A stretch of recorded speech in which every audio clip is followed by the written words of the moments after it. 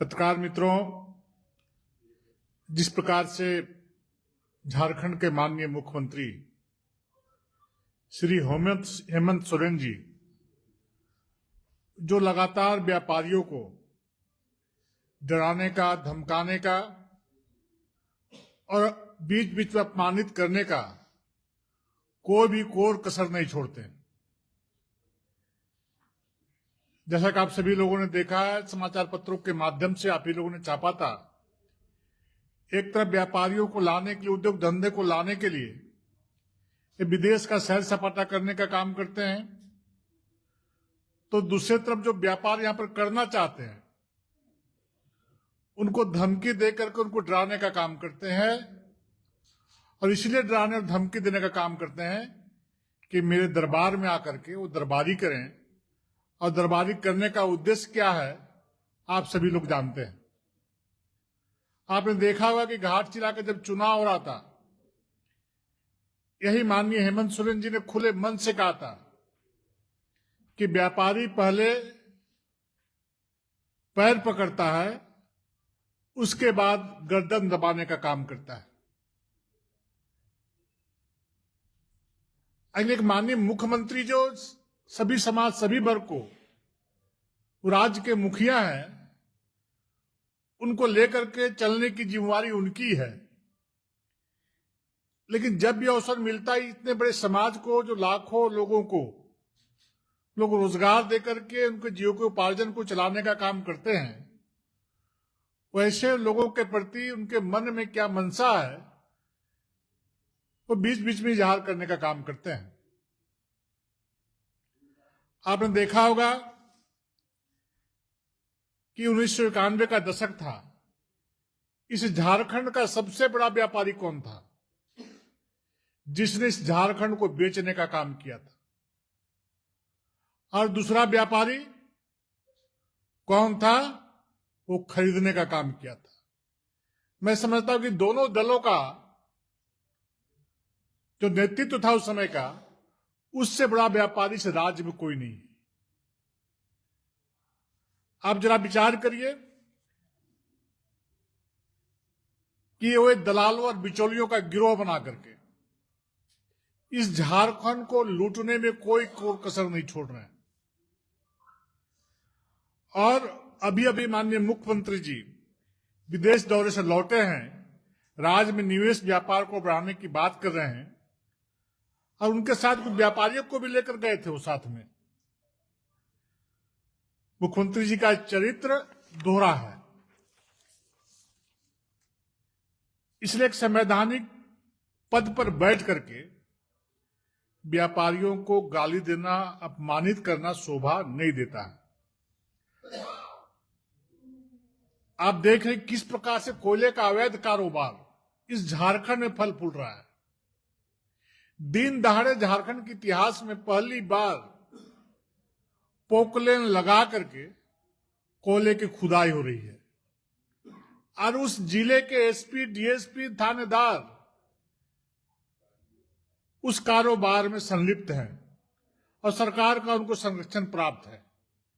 मैं कुछ जगहों की मैं नाम लेना चाहता हूं जहां पर अवैध कोयले की चोरी, हजारों ट्रक प्रतिदिन कोयला चोरी करके निकाला जा रहा है।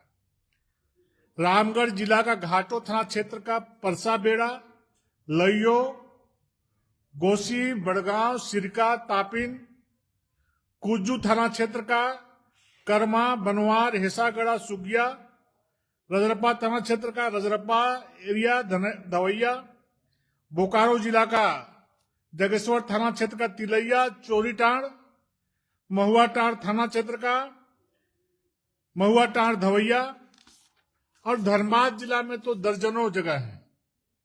निरसा, कलियासोला, गल्फा बाड़ी, राम कनाली, लोधना, जिनगोड़ा, बरारी, काली मेला, डूमरी, सुदामडी, बोरागढ़, बागमाड़ा, जमुनिया, बरोरा, कतरास, श्यामडी, योगता सहित चतरा जिले के विभिन्न क्षेत्रों से कोयले की अवैध ढुलाई हो रही है और खुदाई हो रही है। आखिर इसको रोकने का कौन काम करेगा? राज्य सरकार के संरक्षण में वहां के पदाधिकारियों को तो किसी से डर है, न कोई भय, और बिचौलिया और दलाल ऐसे कामों में संलिप्त हैं। मुख्यमंत्री जी को पता है कि आपके राज्य में अपराधियों की धमकी, फिरौती, बच्चे का अपहरण जैसे दर्द झेलकर कैसे व्यापारी वर्ग व्यवसाय कर रहा है, और आप उन्हें सुविधा देने की चिंता नहीं करते, बल्कि जब भी अवसर मिलता है उन्हें गालियां देने का काम करते हैं। आपने देखा कि हाल के दिनों में किस प्रकार से अपहरण का धंधा चल रहा था। भारतीय जनता पार्टी का एक एक कार्यकर्ता सड़क पर उतर करके एसपी कार्यालय का घेराव करने का काम किया,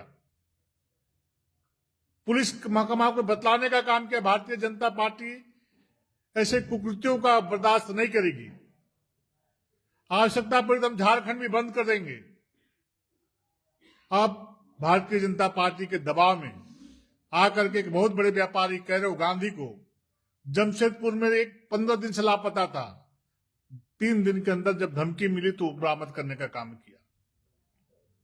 दुर्वा में जब हम सभी लोग वहां पर गए, बोले कि रांची ठप कर देंगे, 2 दिन के अंदर बच्चे बरामद हो गए।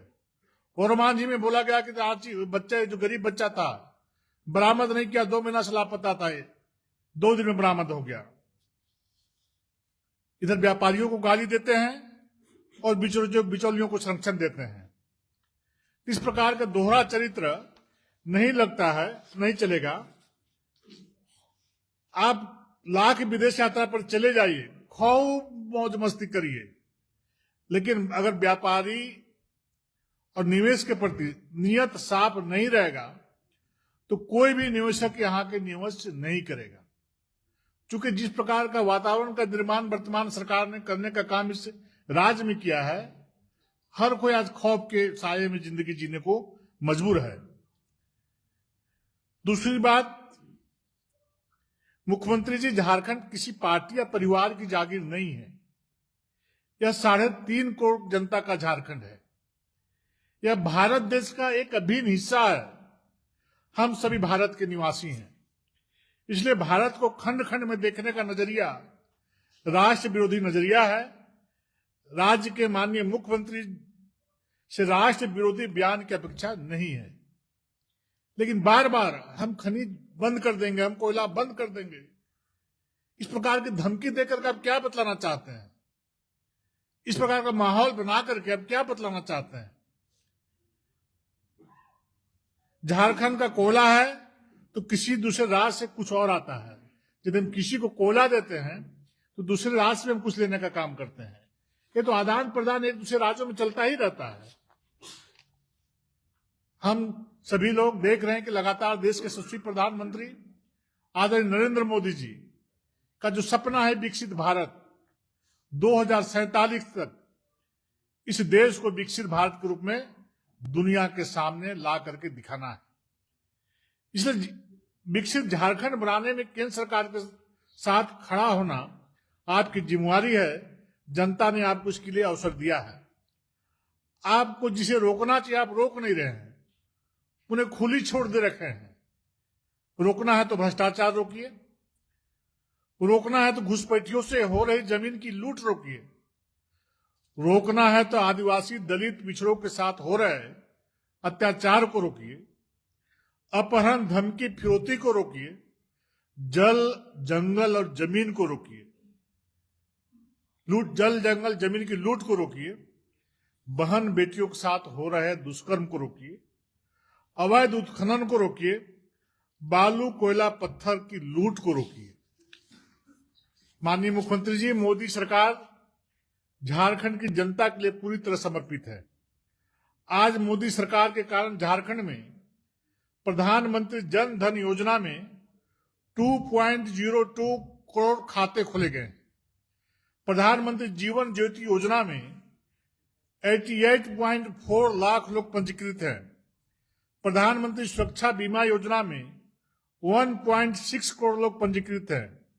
अटल पेंशन योजना में 25.6 लाख लोग पंजीकृत हैं।